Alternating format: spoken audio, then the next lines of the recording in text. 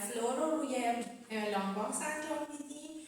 تنظیمات فنر، سبک‌ترین فنری که دارید رو لطفاً کانکت کنید که برای ریفورمر من فنر زرد هست. فوتبالتون پایین باشه، باکس به صورت لانگ روی ریفورمر هست و با این تنظیمات میریم که از استرپ استفاده کنید. استرپ رو توی شستتون بگیرید، به این صورت استرپی که نزدیک‌تر بهتون هست رو توی شستتون به این صورت میگیرید و کلیش رو باز میکنید، دست رو بذارید جلوی باکس و بیایید توی پوزیشن پرام. چستتون باید این فرانت آف د باکس باشه، جلوی باکس باشه و دستی که استرپ داره رو آرنجش رو خم کنید، کنار بدن نگه دارید، دست دیگرتون روی باکس باشه. پاها یه مقدار اکسترنال روتیشن هست، خط صاف کاملا با بدنتون بسازید و از اینجا شروع میکنید دست صاف کردن با دم عمیق، بازدم خمش میکنید. دم باز میشه دست و بازدم بسته میشه. میتونید دست فریتون رو هم بهش اضافه کنید، آینه همدیگه باز میشه و بسته میشه. یا اگه به ساپورت بیشتری نیاز دارید دستتون رو روی هم باکس نگه دارید. مطمئنا آپشن دوم چالنجی تر هست. حالا بریم برای برست استروک.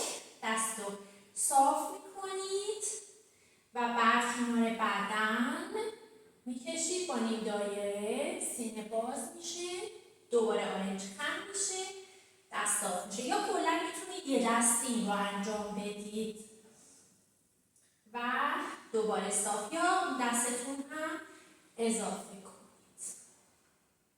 یک بار دیگه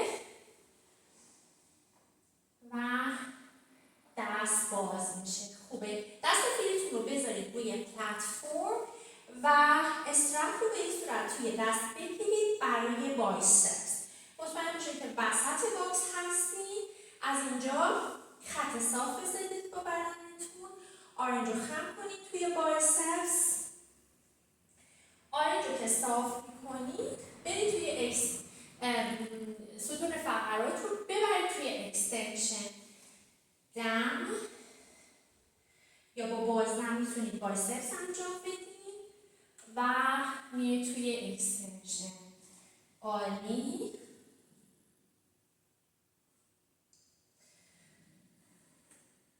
یک بار دیگه و بیایید توی اکستنشن. عالی. حالا این دستتون رو صاف نگه دارید کنار بدن، اون یکی دست رو اضافه کنید بالای سر. حالا جاشون رو عوض میکنید. جای دست رو عوض میکنید موازی سطح زمین. عالی.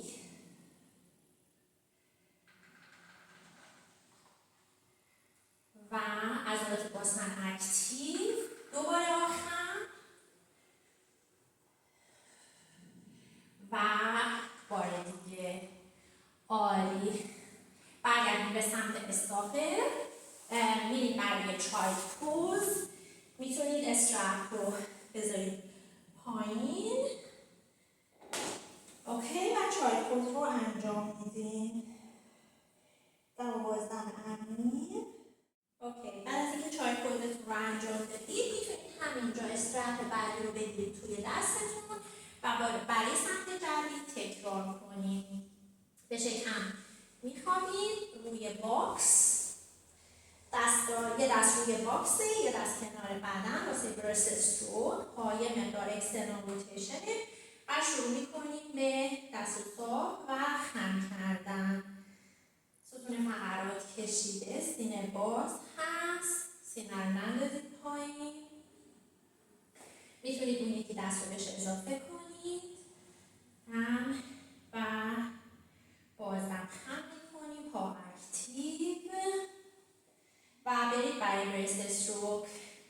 صاف میشه همزمان که دست باز میشه. از بالا تنگه کوچولو میرید بالا، میرید توی اکستنشن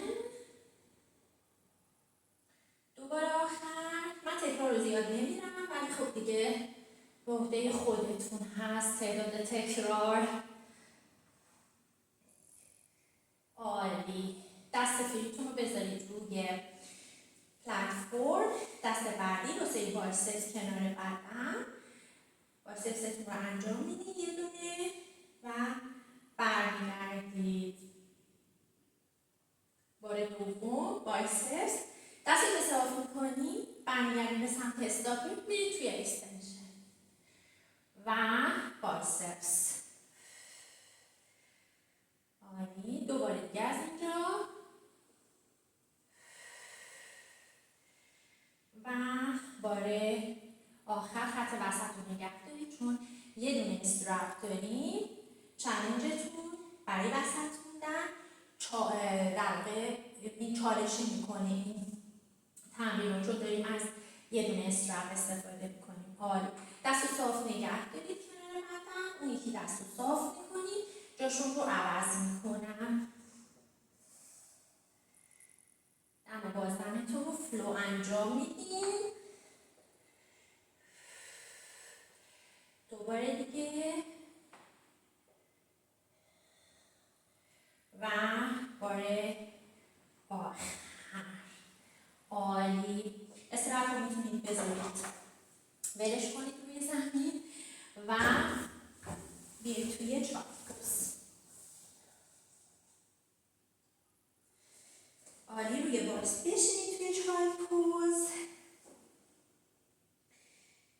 پایین کمر رو استرچ بدین.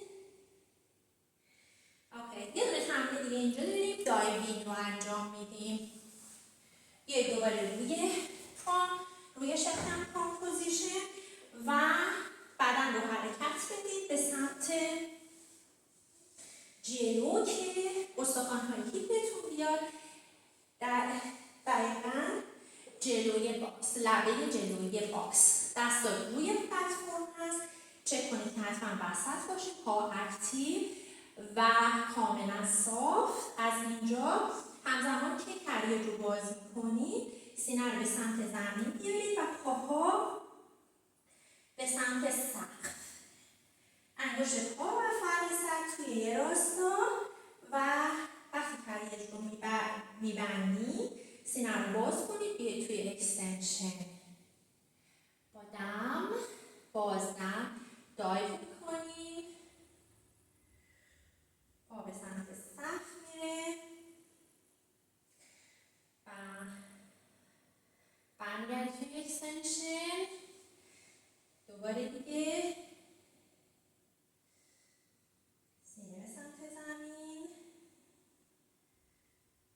حسابی باید پا رو توی فضا بکشید و یک بار آخر آروم کریه رو باز میکنید. پا به سمت سقف میره و کریه رو برمیگردونید. اوکی. رون پا رو استرچ میدید. یه پا روی زمین، یه پا روی باکس. این پا رو صاف کنید. یک پاتون روی زمین هست. دست روی فوتبار، یا دست روی فوتبار یا روی پلتفرم. این پا رو خم کنید. پاشنه پا به سمت باز هم روی رون پا رو استرچ میدیم.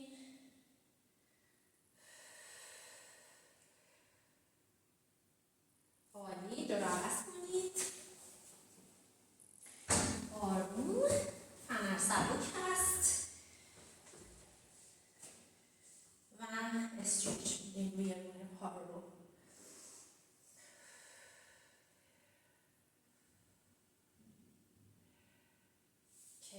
و آروم از ماشین پا رو بذارید پایین. امیدوارم که لذت برده باشید. تا جلسه بعد.